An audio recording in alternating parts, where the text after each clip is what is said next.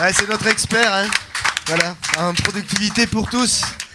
Donc vous voyez le monde de demain, hein, c'est ça. Hein, Chut, pas trop fort. Non. Il nous écoute. Ah oui, oui, parce que oui, on est donc n'oubliez pas, on est en état de résistance. Hein. Il y a eu la blanque, Oui, il y en a qui résistent mieux que d'autres apparemment. Oui, c'est. Non, mais je voulais parler de la vague marron. Comment t'as dit? Marron marine. Marron marine. Jolie Ouais, trouvaille, oui. Oui, c'est vrai, c'est pas mal, marron marine. On espère qu'on n'aura pas trop besoin de se servir de ce On terme. espère.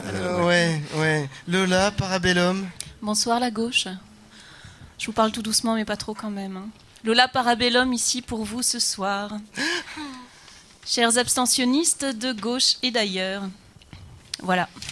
Le second tour des municipales est passé. Les maires que vous n'avez pas élus sont en place pour 6 ans.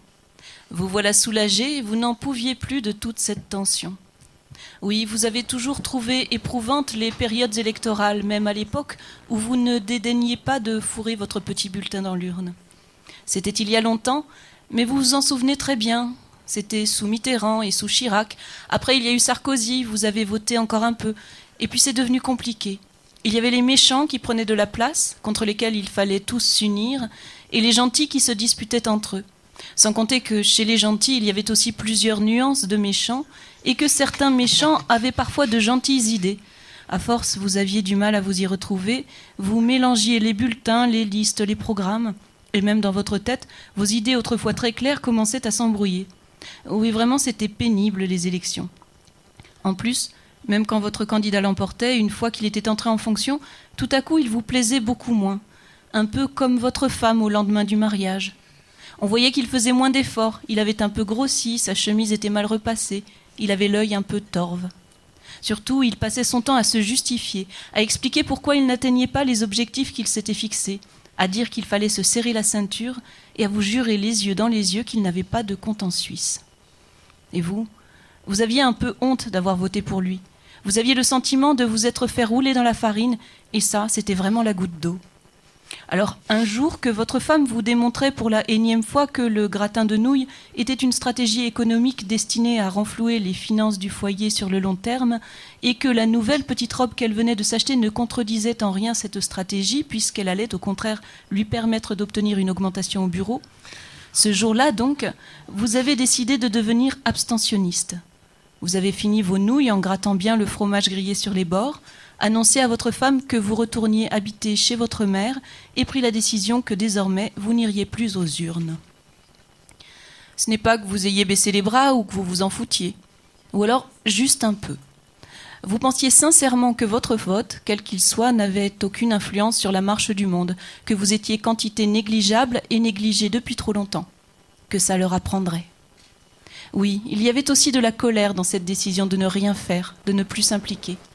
Il vous arrivait même de penser qu'il manquait dans le paysage politique un parti des abstentionnistes, une grande force inerte réunissant plus du tiers des électeurs et qui, une fois au pouvoir, n'aurait rien fait du tout.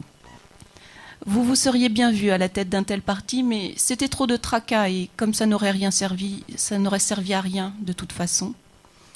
Quand on vous reprochait de ne pas exercer votre droit fondamental à exprimer votre opinion politique et partant de renoncer à participer au maintien de la démocratie, vous rétorquiez de plus en plus souvent que vous, au moins, vous ne risquiez pas de voter FN et que la montée de l'extrême droite en France, ce n'était pas de votre faute. Vous aviez les mains propres et la conscience tranquille. On ne pouvait pas en dire autant de tout le monde. Alors, dimanche dernier et le dimanche d'avant, alors que les électeurs lambda choisissaient péniblement leur candidat au municipal, vous êtes restés à la maison, sereinement. Enfin, presque, parce qu'on ne parlait que de ça à la radio, à la télé et dans les rues, et que ça vous stressait, tout ce battage autour d'une bataille perdue d'avance pour les gens comme vous. Heureusement, aujourd'hui, c'est fini. Comme prévu, après le premier tour, les candidats ont fait leur petite cuisine. Il y a eu des alliances, des trahisons, des rébellions, des revirements honteux, et au final, les maires sont élus, des anciens et des nouveaux, pour ce que ça changera. Béziers, Forbach, Hayange, Saint-Gilles, Fréjus et Perpignan sont passés sous la coupe du FN.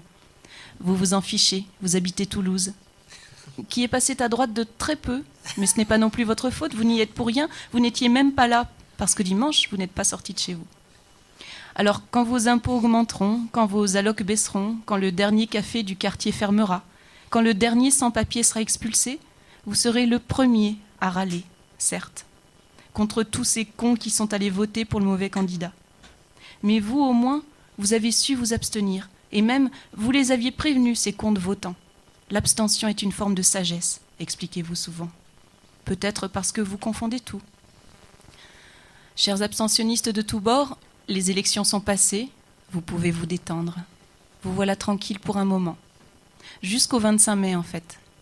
Oui, car le 25 mai, il vous faudra encore ne pas aller voter pour les européennes. De toute façon, vous ne comprenez même pas pourquoi ils vous demandent de participer à ces élections-là. Après tout, l'Europe, c'est pas chez nous. Allez, bonsoir la gauche. Lola Parabellum.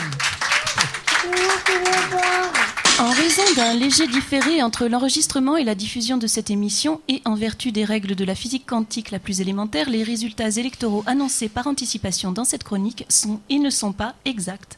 Quoi qu'il en soit, nous comptons sur vous pour garder le secret.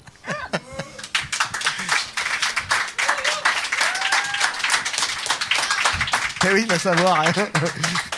Va savoir. Hein.